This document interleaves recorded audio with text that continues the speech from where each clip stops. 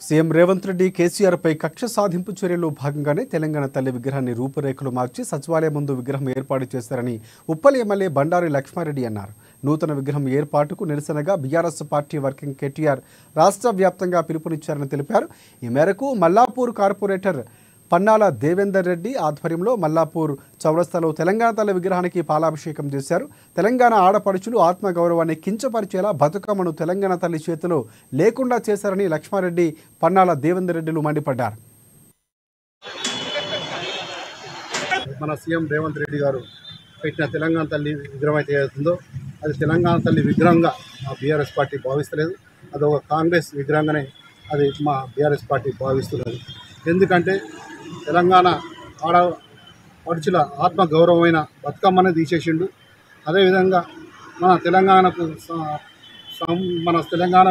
ఒక పేరు తెచ్చిన ప్రపంచ లెవెల్లో పేరు తెచ్చిన కోయిలూరు వజ్రం లాంటి చేయటంలో వజ్రం లాంటిది తీసేసిండు. ఇలాంటి అన్నీ కూడా ఏదో కేసీఆర్ గారి మీద కోపం మీద కేసీఆర్ గారి పేరు లేకుండా చేయాలని ఒక ఉద్దేశంతో ఇవన్నీ చేస్తున్నాం అంటే మాకు అర్థమవుతుంది ఏంటంటే కేసీఆర్ గారి పేరు లేకుండా నువ్వు చేయాలనుకుంటే తెలంగాణను లేకుండా వేయాలి. తెలంగాణ లేకుండా వేయాలంటే మళ్ళీ తెలంగాణను ఆంధ్రప్రదేశ్లో కలుపుదాం అనుకుంటున్నావా?